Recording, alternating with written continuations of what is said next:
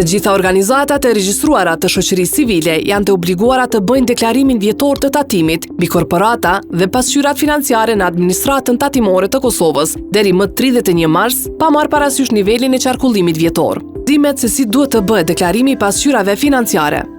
Për të realizuar këtë procedurë, hyni në webfaqen e ATK-s, atk.visks.org. Klikoni shërbimet elektronike. Zgjedhni deklarimin elektronik EDI. Shkruani të dhënat e shfrytëzuesit dhe qasuni në platformë. Klikoni rubrikën Deklaratat dhe zgjedhni kategorinë pasqyrat financiare. Zgjedheni pasqyra e pozitës financiare më 31 dhjetor. Plotësojeni me të dhënat e kërkuara.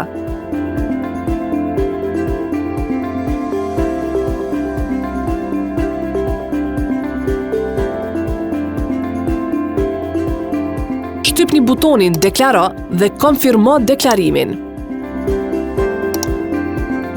Ktheuni sërish tek deklaratat, përkatësisht tek pasqyrat financiare për të deklaruar pasqyrën e radhës. Zgjedhni pasqyrat e të ardhurave gjithëpërfshirëse për vitin që përfundon më 31 dhjetor.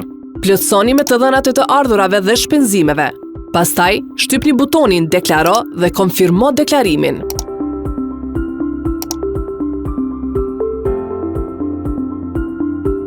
Vazhdoni me deklarimin e pasqyrës së ndryshimeve në ekuitet kapital për vitin që përfundon me 31 dhjetor. Pas deklarimit, konfirmoni atë.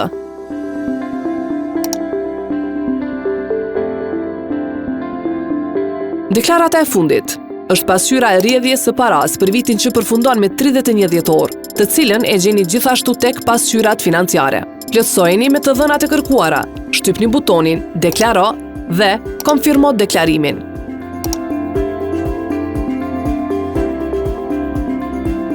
Procesi përmbyllet duke ngarkuar shënimet shpjeguese, shpalosjet e detajuara të pasqyrave financiare.